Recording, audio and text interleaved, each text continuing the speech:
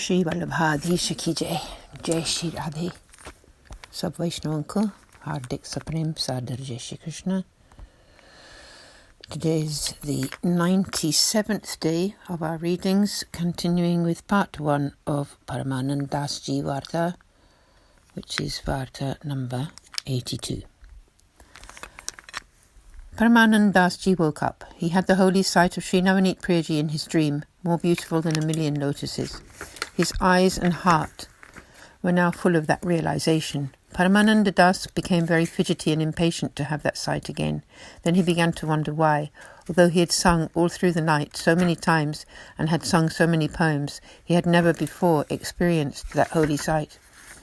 Sri Acharyaji's disciple, the water carrier, Kapur Kshetri, was there, and the Lord was sitting in his lap. That is why it happened this time.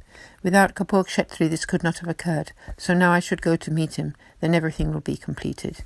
Thinking thus, he got up immediately and set off to Adel. He arrived in the early morning. He took a boat over to the other side of Sri Yamunaji.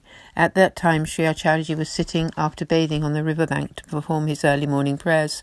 Paramanandas had the revelation that Sri Acharyaji, most amazing and non-material, is Sri Krishna himself.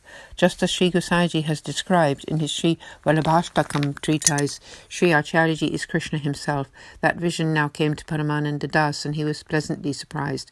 He was rendered speechless. He thought to himself, why would Sri Navneet Priyaji not sit in Kapur Kshetri's lap and listen to my kirtan? For this most powerful and superior Sri Acharyaji reigns in his servant's head and heart. Now I must ask to become his disciple. However, I am not capable of directly asking him, therefore I must try to meet Kapur Kshetri again, and I will tell him everything and get him to make the request on my behalf. Whilst he was thus thinking, Sri Acharyaji called out to him, Paramanandas, please sing something about the Lord's Leela. Paramanandas bowed low to Sri Acharyaji and sang the following poems. Rag Sarang. How long has it been since Gopal left? She repeatedly asked the Vraja maidens. I have been away, invited to my grandparents' home.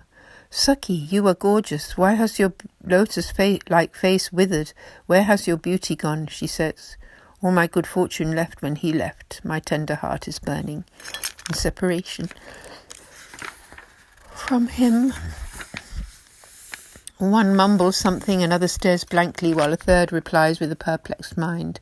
My beloved Lord, full of bliss, my whole life and my wealth, was taken away by that akrura. Rag Saranga.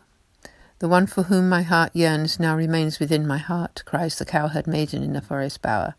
I never saw Gopal again. Once, Sakhi, I was on this road going to sell my curds. Krishna grabbed my arm and demanded taxes, although his motive was only love. Now, without his sight, a second seems like an age, and the flames of separation are scorching me. The poet Paramanandas now says, without the vision of that bliss-filled Lord, my eyes are flowing rivers.